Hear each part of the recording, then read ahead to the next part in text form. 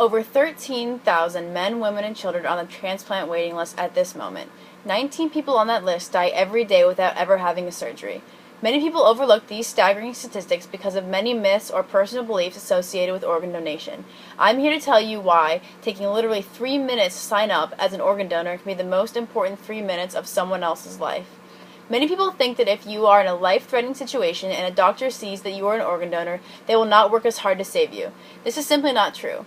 Doctors swear an oath to do all in their power to save anyone that comes through their door. Moreover, the doctor that is saving a life has literally nothing to do with the transplant doctor that would harvest organs post-mortem and perform surgery. Many claim that they will not donate organs because it is against the will of God and therefore against their religion. Yet nearly all major religions, including Catholicism, Protestantism, Islam, and Judaism, advocate organ donation, and many other religions don't even take a side on the matter, but rather leave it up to the individual.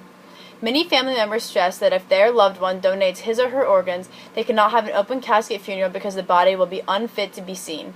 Again, this is untrue. Even if a skin graft is taken from the deceased, it is a very, very thin layer from the back that would never be visible. The body is treated with the utmost care so that it can be returned unharmed to the family no matter the age or physical condition of the person. People often have the misconception that the system is flawed, and the rich and famous are pushed to the top of the list even before women and children. The UNOS, United Network for Organ Sharing, takes a great deal of care to make sure everyone is treated equally. They even have a screening process for celebrities to make sure that the transplant is even necessary. It costs no money whatsoever to donate organs. As of May 2009, 69.3 of kidney, 74.9 of heart, 73.8 of liver, and 54.4 of lung recipients are alive after 5 years after their life-saving surgery. Disease, sickness, and cancer do not discriminate against skin color, age, lifestyle, popularity, or wealth, and neither does organ donation. Donating your organs after you die can save or improve the lives of up to 50 people. Organs from minority groups are especially important because of the need to match blood types. Many people think that I'm just one person. Why does it matter if I sign up or not? But the truth is, every single organ donor has the ability to impact countless lives. You don't even have to be dead to donate organs. A donor from Georgia wrote, "It has been 12 years since I have given one of my organs to my father.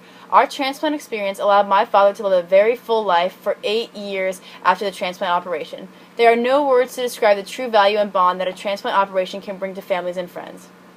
I realize that it may be difficult to accept that part of your body or your loved one's body will be taken and given to another person. This thought seems wrong and sickening at its most superficial layer, but someone who has passed away no longer has use for his or her internal organs.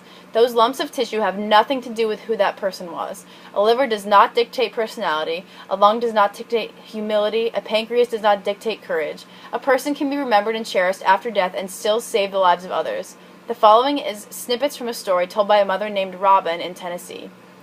May 13th, 2001 will be 2 years since the death of my youngest son, Blake. On May 12th, Blake, 15 years of age, and my older son, Bryce, 17 years of age, were involved in a car accident on the way to high school soccer game.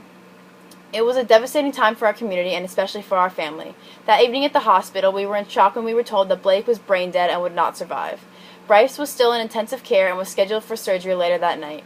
When asked about organ donation, we just did not know what to do. We were not educated about organ donation and had never spoken with Blake about it. After discussing this decision with our family, we knew that we had to say yes. In life, Blake was such a giving person, we knew that it would have been his choice to give in order to help others. We have been in contact with one recipient, and we know that Blake's other 2 recipients are doing fine. That gives us some comfort in knowing that a miracle has come from our tragedy.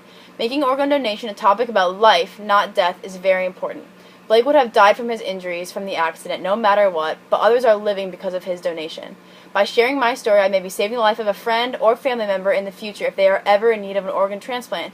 I may even be saving my life or yours. Plus, how would I be able to ask someone to say yes to donating their loved one's organs if we had not said yes ourselves?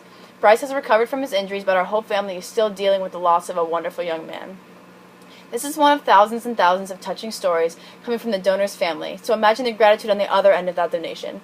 This 15-year-old boy and his family saved the lives of 3 people and even noted that a miracle came from their tragedy. No one wants to experience the loss of a loved one, so if you would accept an organ, then be willing to donate one as well. Like Robin said, organ donation is not about death, but about life. While you were listening to me, one person has been added to the waiting list to be saved. So please, go online, spend 3 minutes, and make a difference in someone else's life.